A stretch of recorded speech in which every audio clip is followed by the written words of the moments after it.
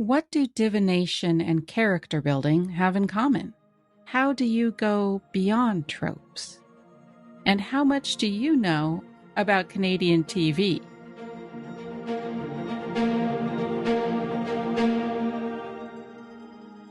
Hello, friends. Welcome to Characters Without Stories, a TTRPG podcast about the roads not yet traveled. I'm Star.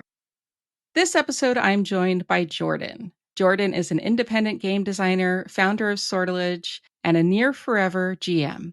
He regularly runs non-D&D games for people new to the hobby and has an RPG narrative project coming out later this year. Hi, Jordan. Welcome. Hello. It's great to talk to you. Is there anything else you'd like listeners to know about yourself? I think that's a good starting point, and we'll discover more as we go. Awesome. We're doing something a little bit different with this episode in that we're actually going to be building a character using a system that is kind of your own system. It's not built into any particular RPG system. So why don't you tell me about your process? Yeah, so running the variety and amount of games that I do, most of what I'm really trying to create is evocative non-player characters that help draw players into the story. And one of the easiest ways to do that is with tropes. A lot of folks find that, okay, you have the friendly barkeep in a fantasy setting, or maybe you have the sci-fi cyberpunk fixer who has a job for you. I mean, there's tropes in every genre that you can lean on, but there's a delicate balancing act because tropes are familiar, but they're also cliches. And one of the tendencies that I find to kind of be a negative and draw me out of a story is when things become too cliche ridden.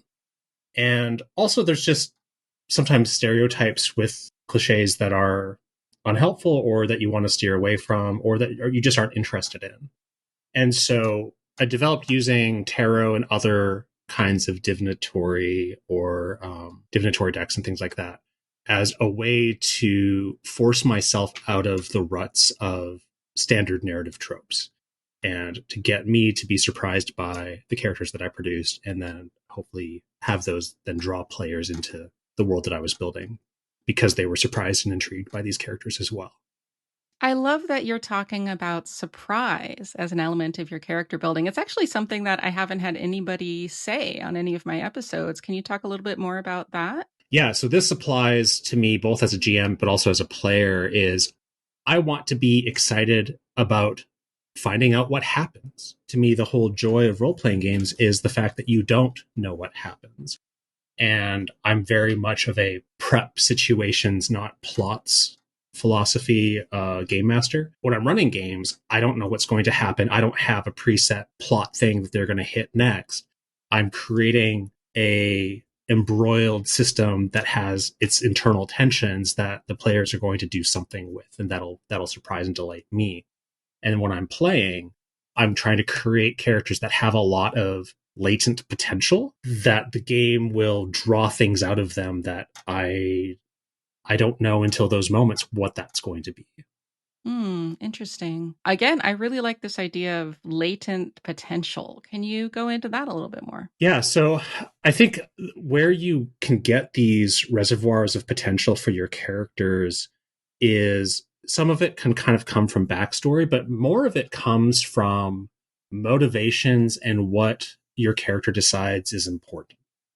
So, for example, I played a character briefly in my brother's D&D game, and I was a nobleman. I was basically like the right hand of the adjacent province's leader. And as we kind of started interacting, the other character I was interacting with was very much a lower class mercenary, had very strong anti-authoritarian feelings.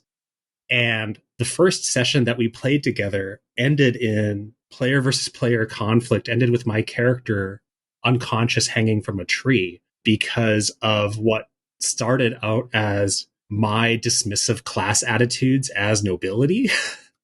And just like they had given me something to review and I had basically accepted it in the spirit of, thank you, it's now in the appropriate custodial hands and your part is done now. And they didn't take that well. But that dynamic was emergent because I came in with, well, this is my class status, this is my goal, this is my attitude towards things. And it was very much that kind of haughty, matter of fact, like, this isn't a challenge, this isn't a contest. Like, I am just expecting you to defer to my station.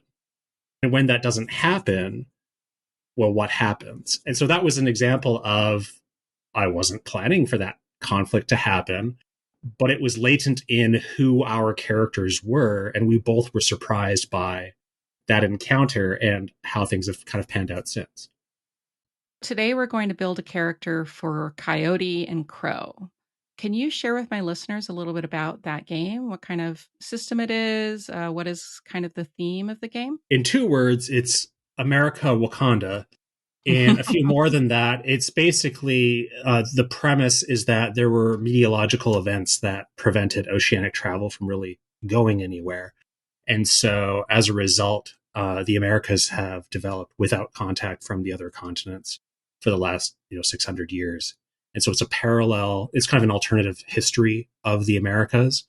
There's some sci-fi elements as well that can be magical if you choose to be, or you can treat them scientifically, or you can do what I'm doing and kind of leave that ambiguous as to where that vibe is.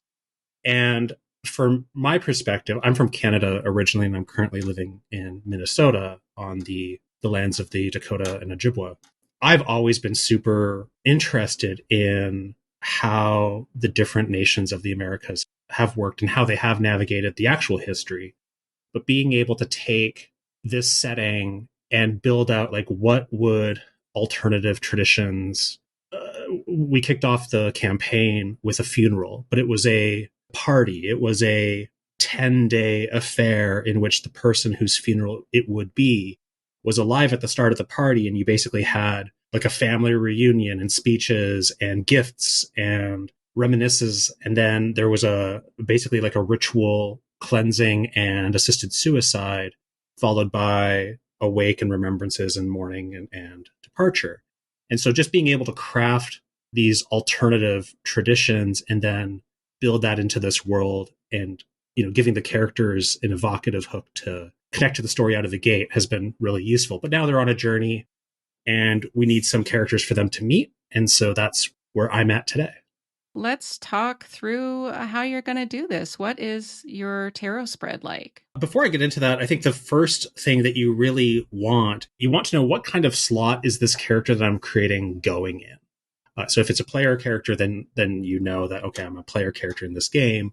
But for when you're the GM and you're running a non-player character, you're trying to create something like that. It's what kind of role are they trying to fill in this game? Is there like a specific position maybe that they're already in, or they're supposed to be tied to a quest that you already had in mind, or they're at a location that the players are going to? Like, what do you know about them already? So in my case, the characters have traveled down the Mississippi for a couple days, and they discovered a 7-year-old mute boy who stowed away because he was really excited to see the mountains and knew that they were heading west. And they discovered him, and they're like, well, what do we do with this? And they were able to get word back to Cahokia, and they're currently waiting for him to get picked up. And so they're kind of hanging about. And I had decided that one of the groups of peoples in the central part of North America are Nakotu, who are basically nomadic. And I have a number of different ideas for what these groups would be like. But this particular group, I was thinking, is effectively the lower class version of them. And it's going to be the equivalent of a traveling trailer park. And being from Canada, I'm also going to draw from some great Canadian TV. So I'm pulling from Trailer Park Boys, Letterkenny, and Shoresy for inspiration. So that was kind of my starting point, is the characters are hanging out at the spot waiting for this kid to get picked up. And one of these nomadic groups is going to come around and basically set up camp around them. And there's going to be some interactions. So I don't have any specific interactions or quests in mind yet. What I would like to do first is create some evocative characters that are a part of this group and find out what they want. So that's what we're going to do. And related to that, have you seen any of those shows? I have not. No, Okay. I don't have a much context for Canadian TV. Fair enough. Canadian comedies have a certain dry sense of humor. Suffice it to say, Trailer Park Boys, every season starts and ends with Julian and Ricky getting out of prison. Always ends with them going back. Letterkenny has the farmers and the Hicks bashing up against the hockey players and the skids and the dynamics of small town rural life. And Shoresy is rural Canadian hockey league. So that those are kind of the vibes that we're playing off of just for the personalities and that kind of stuff. So then we'll get to method. So my preferred method is fairly simple. I keep it to 3 cards. I just do a 3-card spread. And the first card will be a key feature. And this might be like a physical feature or something where maybe it's a mannerism. Maybe it is it can be physical or it can be something that's more of a mental or social thing, but it's something that will be noticed easily and distinctive about them. And this is the only thing that is harder to just be interchangeable. So most of the rest of the process, you can kind of skin the characters however you want. But obviously, if you decide, hey, this person has a really noticeable, maybe the whole left side of their body is burned. Okay, well, that's going to be a very specific appearance that isn't easy to translate. The other stuff can be easily reskinned. The second card then is their goal. What does this character want? That really gives them the drive. That gives them an opportunity where I can throw them into any scene and I can translate, like, how are they pursuing their goal in this scene? And maybe it's not a direct pursuit. Maybe it's something more indirect where, okay, well, they're trying to network in order to get leverage to get this thing. But it gives them an internal drive that is independent of what the characters are doing, the player characters are doing. It's independent of broader story concerns. And it really gives them some personhood. And then the third card represents what is preventing them from achieving that goal. Interesting. Yeah. All right. Well, do you want to start drawing some cards? Yeah. So for the very first card, I drew a major arcana card, the Hermit. It's upright. And we have associations like self-reflection, introspection, withdrawal, solitude, contemplation, etc. I'm looking at the Labyrinthos meanings list here as well. And they give examples of a seeker for the knowledge that comes from within, a lonely wanderer in the path of the night. So this is actually intriguing to me because I had started off thinking of this being a somewhat more boisterous community, and it can still be that. But at least one of the characters they're taking some time to think about life, and they're journeying with this group, and they're not the most social. Maybe they're sitting at the edge of the fire. Maybe they're, other characters in this traveling group go to them for advice, but they don't really initiate things. They're following along. Maybe even quite literally, maybe they are lagging behind and, they show up like a half day later. So those are some ideas. I'm also happy to solicit from you. Like, if you have thoughts, do not hesitate to share them. So when you first talked about where this card is in terms of what it aligns with for the character, you kind of talked about this as outward, physical. How do you think that would be reflected? Because to me, the Hermit card is so much about internal stuff. It's about seeking inward, looking inward and finding truths within rather than projecting any sort of outward appearance. Historically, for me, there's associations of, living in a cave and like not bathing and not having any sort of luxuries or not having any comfort in their life. So this is one of the things that I really enjoy about this process, because yes, if I was taking the Hermit card alone and just saying, well, what associations does this have? Then yes, maybe I would have the dude in the cave that's been there for years. But because we already, before we drew any cards, we said, here's the slot that we're trying to fill. It makes these things that aren't clean fits. It forces you to think outside the box a little bit. So we've already determined this is a person that is traveling along with a small nomadic. We already have some of these basic parameters. So given that, what does it mean to be a hermit? And in this case, maybe it's they are a source of advice, but they will never offer it. you would have to seek it and kind of coax it out of them. Maybe they are a well of knowledge, but never proffer anything. Maybe they will periodically disappear from the caravan and come back a few days later and just not explain it. When I think about translating that into a visual aspect or a physical aspect, to me, I think of the hood, part of the face being obscured, whether that's like hair or hat or something physical. Like, what kind of physical things do you think of when you think of the hermit? So, from a physical perspective, I think the clarification that I'll offer is these are things that can be noticed by the players. The social at a remove or being kind of aloof from the rest of the caravan that they're traveling with, the disappearing and reappearing, the social dynamics, those count, right? Like it doesn't have to be a literal physical feature of the body, although it certainly can be. But in my mind, for this character, it's much more of how do they approach these social interactions that denotes the hermitness of them. I'm agnostic on any particular physical representation. Like this could be male, female, young, old. I'm kind of agnostic on that right now. We can kind of decide that after. Okay. Yeah, I was curious at what point that kind of physicality came into your process. I'll usually defer that as long as I can. Sometimes that gets deferred all the way up until the moment that they get used. Let's draw the next card. Yeah, so I have the Ten of Swords reversed as the next card. This is the goal card.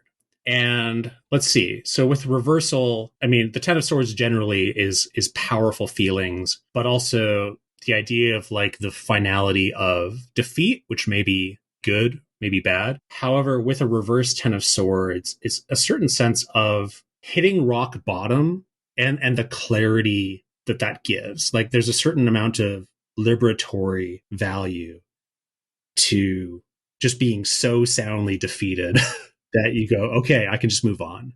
I remember I had a breakup at one point that was just so decisive that it was actually freeing because it was like, well, there is nothing here to salvage. Like I can just deal with the shit and then move on and have that. And sometimes it's with a job. So this might be something where, especially given the fact that the group that they're traveling with is sort of the lower class of the various groups that are in this area. This could be someone who once was a person of means or a person of significance, and they just cratered. And the goal is maybe using this as an opportunity for a new start. The goal in this case wouldn't be a defeat or being defeated. The goal might be, well, what comes next after this? That this is possibly a moment to pivot. And so the hermit essence, maybe that's intrinsic to the character, but maybe that's also just a relative to this moment in their lives where it's like, I need to like step back and reflect on things. Yeah. Next, would you draw the third card and then kind of combine them and elaborate, or do you elaborate more on each card? I'll do the third card and then we can, finesse the pieces to see how they work. So I have the Four of Pentacles reversed. And this one is greediness, stinginess, haunted by fears of poverty, compelling you to be kind of materialistic. You get defensive about that kind of stuff. It can also, the example that I'm looking at here can also be more positive, where you might be giving away too much of yourself or too much of things. How might that be a barrier? I think this might be, connecting it to the Ten of Swords, this might be something where they're trying to let go of some of those material concerns, and they really haven't been able to. And actually being in this situation with other people in the caravan who are very much like always hustling, they're not lucrative situations, but there's this constant hustle of, new projects, new ideas in order to just kind of get by. And I think maybe a certain amount of that ethos is just pervasive. And so they're trying to basically step away and have a kind of a meditative quality to life and say, well, I need to pivot. I need to integrate my emotions, and I need to get my head cleared and maybe go on this more idealistic route. but all they can really think about is, how am I getting to the next week? You're stuck in that sort of not quite poverty, but that I'm always 2 steps away from poverty. And so I'm always having to navigate things, always having to just be mindful. I have a bit of a scarcity mindset, and having just suffered the loss that they seem to have suffered, I think that mindset of scarcity is probably the barrier. So we have a person removed from society who has recently suffered a great loss. And as they attempt to kind of bounce back and find a new path, they are challenged by their previous ideas of dealing with scarcity and learning to kind of overcome how their mental situation should change in regards to their new situation. Does that sound like a good sum up? That sounds like a good sum up. And given that I had set at the beginning, I'd set some of the pop culture tropes that I wanted to lean into a little bit. The character that I think relates to this a little bit is actually the title character from Shorzy, who's the hockey player who coaches like high school hockey, but he gets pulled in to basically save this failing rural Ontario hockey team. And his whole goal is like, all I want is wins. Like, I just don't want to lose anymore. And there's this very drive focus. And so this character, I think, does not yet have the will to be forward like that. But that's what's kind of in the back of their mind, is they're probably thinking the way that this group is moving is not working, and we're stuck in that grind. And I'm trying to figure out how to get out of that, and I'm trying to escape that orbit. And I would love to bring these people with me, and I don't know that they'll come with me. And so there's a reticence, I think, to offer their perspective, because they recognize that their perspective and what they want to do conflicts with how this place has been operating for a while. So you have a built-in conflict within this group. Mm-hmm. Which then tells me, and if you're open to it, we'll do one more. Yeah. So which tells me then that we probably have a counterpoint, someone who basically is driving what are the things that they are doing today, and the things that are those day-to-day hustles that are just getting them by, that this first character is kind of frustrated by. So let's find out about them. All right. So I have the Emperor, which feels appropriate given that this sounds like this is a person in a leadership position. So yeah, structures, stability, protection, authority, discipline, somewhat stoic, a strategic thinker who sets out plans. This sounds much bigger than it is. This, I don't think of it as a grand thinker, because again, like, these are people right at the margins of this particular society that are getting by, but not by a lot. But if you've ever seen some of those great heist movies like Lock, Stock, and Two Smoking Barrels, these are the people who have their grand ideas, and the ideas don't quite fail, but they never work as well as they would want them to. This is like the Silicon Valley startup guy who's on his 5th startup and like hasn't gone bankrupt yet, but somehow never quite clears the hump of landing the amazing startup gig. So I think this is someone who talks a big game. Their ideas are huge.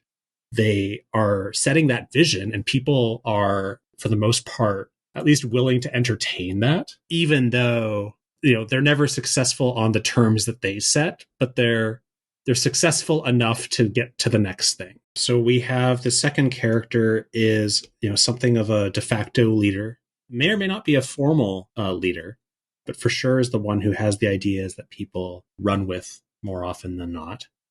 And that's the Emperor. So for the goal card, we drew the 7 of Pentacles. And Pentacles as a suit generally relates to investment, risk, return, whether that's in relationships or financially or materially. And the 6 of Pentacles tends to be the end of financial or material hardship. The 7 then is more of a progression or seeing returns on investment. I think this is something where the character recognizes that it's a bit of a grind, that they're constantly having to generate these new ideas because none of their ideas are successful enough for them to really be able to coast on their success. And so they're constantly churning out these new ideas, but they're looking for that one idea or handful of ideas that really has legs and allows them to actually just sit back and enjoy the success. And that hasn't happened yet. And then because I'm using the Sephiro deck, it actually has, I don't think this is a typical card, but they have 2 additional cards in the major arcana. And I drew one called the Abyss. And this is for the barrier to that goal. And we often fear what is unknown or unseen. But in this case, some people are drawn to it, drawn to the darkness, want to go deeper, understand what kind of lies below or beneath. This is something where in my game, I have a north-south band across North America that is by treaty dedicated. So there's no human settlements in this north-south strip that's slightly to the west of where the characters are. I had already thought about in my notes of some things that might be there and also like what the treaty terms might be and what breaking them might include. I don't have any hard ideas locked in on that yet, but I have some just ballpark things. So when I'm seeing the Abyss here, I think what this character is torn by is that there is something in this no man's land area that is deeply intriguing, but feels like a greater risk. Like these other ideas that they've had at least have the plausible pathway to that long-term success that they're hoping for. This one is, I have no idea.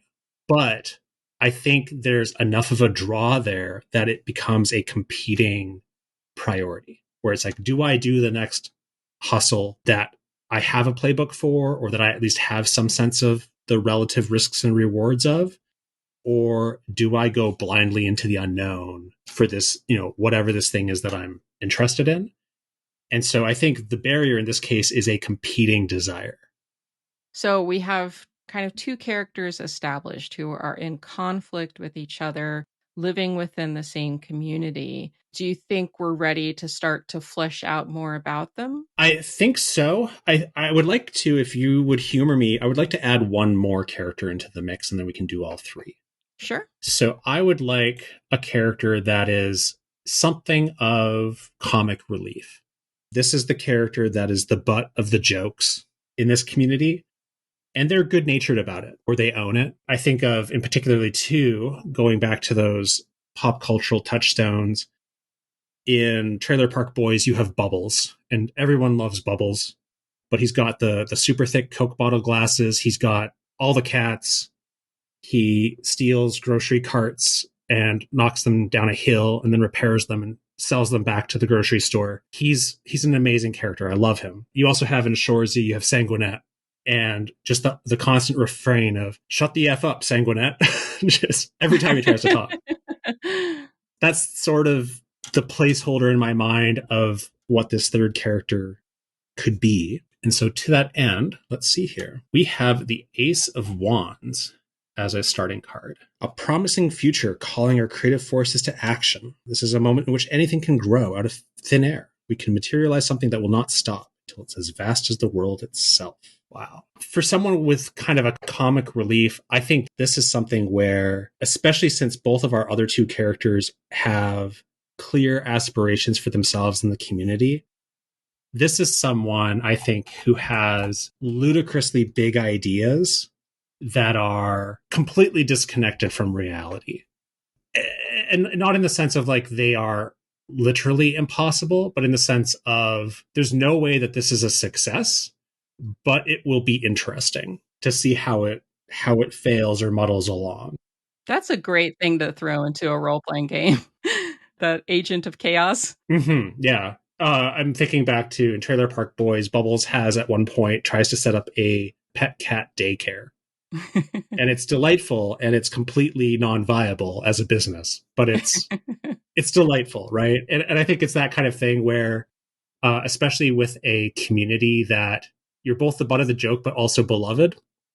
It's like, yeah, he's got his thing. It doesn't work. We love it. We have as a goal, I have the reversed Page of Pentacles. So we have things like foolish, immature, irresponsible, lazy, procrastinator, missed chances. This is great. And I want to lean into the softer side where I think it's the person who isn't trying to like actively misuse their resources, but they procrastinate. They aren't really keeping up with the day to day. It's much more of I invest on things based off of how I'm feeling in the moment. And that doesn't work well for long-term projects or businesses or what have you. I think it's interesting that you've pulled so many pentacles because it seems to have made so that all of the characters kind of revolve around some central concepts of work and investment and earning and surviving. So this last card is an interesting conflict or barrier to the goal because it's temperance. So balance, peace, patience, moderation, serenity, tranquility. I think this is something where, in contrast to our second character, who's really driven to succeed, this is someone for whom success is incidental. They're much more about being in the moment, being present. This is one of the reasons why people like to be around them, that they're a positive contribution to the community. But that's also they're failing because they don't have the drive and the foresight and the hunger to fix the underlying issues of how they relate to the world. They're very satiated, that they are content with life. And so the things that they do, whether or not their actions are contributing to the long-term success of their project, is kind of incidental to how things are going moment to moment. And so I think that contentment and that tranquility is part of what underlies their repeated failures to launch. It's interesting that you have this character who is content, opposed or in relationship to two characters who are striving, but both characters are striving for very different things. Absolutely. So yes, so that gives us the core. And with these pieces, you can easily, there's a random name generator that I have. I have usually a grab bag of some basic physical descriptions that I can just kind of pull from as a GM for random characters that get encountered. So with these kinds of situations, unless there's a compelling reason to make a character look a certain way or be a certain age, usually I leave that stuff undetermined. But we can go a little deeper into that. You also wanted to talk about some of the stats and mechanical aspects of Coyote and Crow in particular, and we can flesh that out as well. So what would be your preference? I would like to talk about Coyote and Crow and building these characters, or at least maybe the first character, the Hermit, into the system. Perfect. So we won't do the full player character because we can do that, but that's completely overkill from a GM perspective.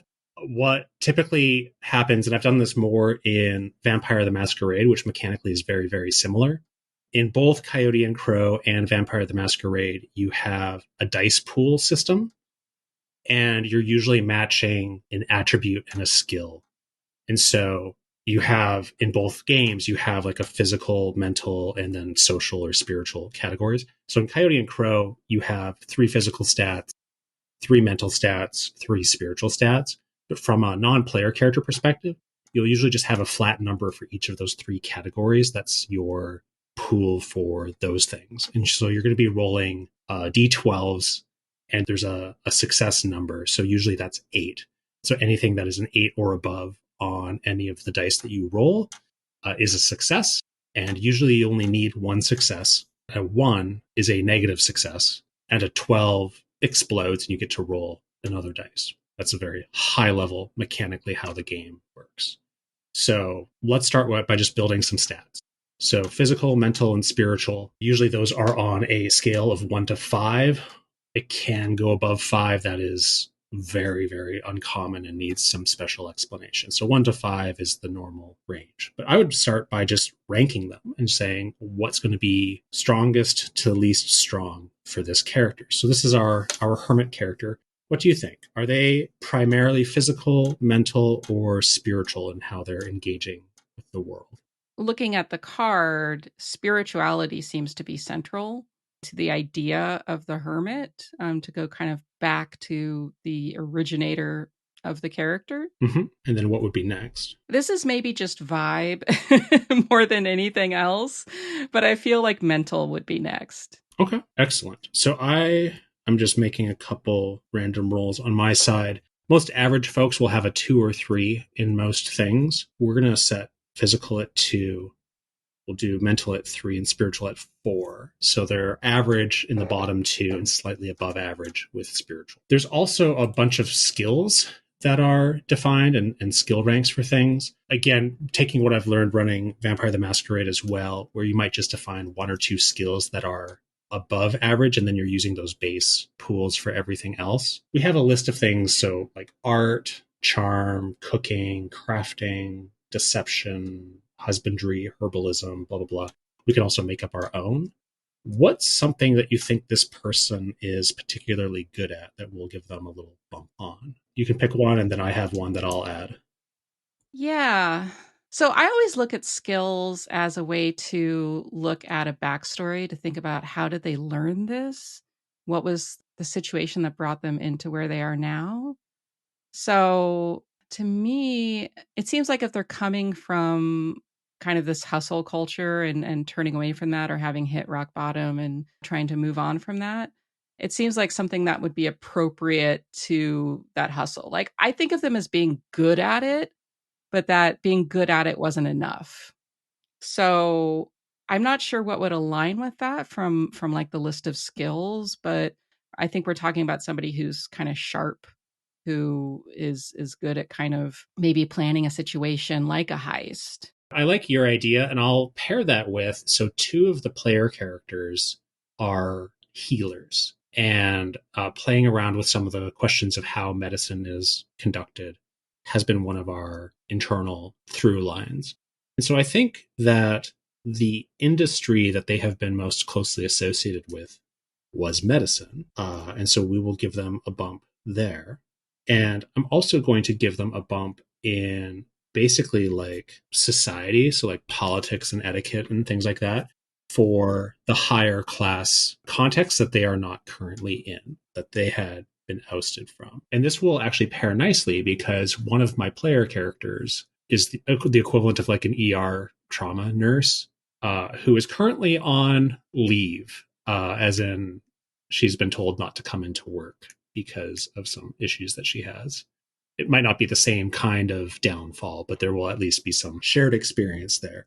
Well, looking at these skills, how do you think that the person came into being good at medicine? So that's a good question. And I think given the fact that they are in the free lands where you have a much broader diversity of societies, with Cahokia being kind of the mega city that a lot of things kind of jump off from, I think that they probably started off doing the equivalent of rural medicine, traveling around to smaller, more isolated communities, maybe on a path to great things in the city, and then having that door get slammed in their face somehow. And so now they're kind of back where they started, in a sense, traveling around, being able to provide. And that's another great reason why, even if they might be a little reclusive and disappear from time to time, that disappearing might be going to nearby communities that they're passing and assisting with things.